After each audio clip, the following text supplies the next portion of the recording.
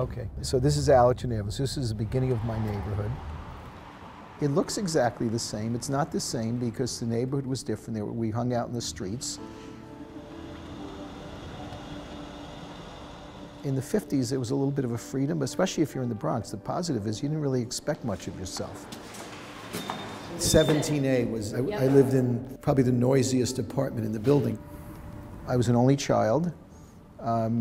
My dad always kind of worked. My mom died and I was 16, was probably my unhappiest, but I knew she was dying for a while. And you can't really articulate when you're a young kid. All of a sudden you don't have a mother, but the fortunate part is I had a great backup system. My 3 aunts, one is surviving now, were there as my mothers. I was an average student, and I just never liked school. It wasn't fun to be in school. You know, it was intimidating.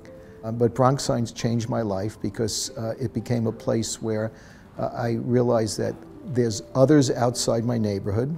How much of your success do you attribute to where you were raised, where you grew up?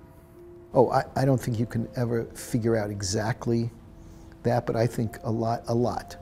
Because the drive, you know, I think I had a burning ambition inside.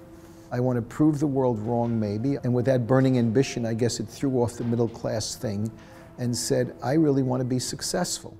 I always worked jobs from the time I was 13 to 14 years old. I always worked.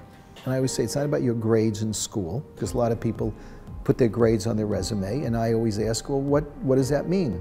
I do what I do because I love it, not because it's a job. So I'm very lucky that way. I fell in love with the business right from the first time I started working at Bloomingdale's. It was a love affair. We're very famous for Buffalo plaids. How are you?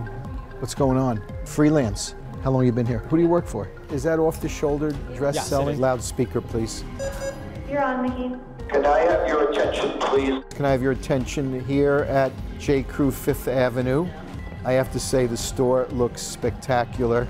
Anyway, I'll see you soon. Take care, bye. Spilkus, that's what I have. I have total ants in my pants. It's really a sport to me. Can you be happy without success? I don't think I could have been, given the drive and ambition I've had in my life. But then again, I don't know life without it. So, but I think I hopefully could have been. Maybe, no, I don't think so. I love that New York sense of edgy humor, urgency, and honesty. It's my home. It's my base.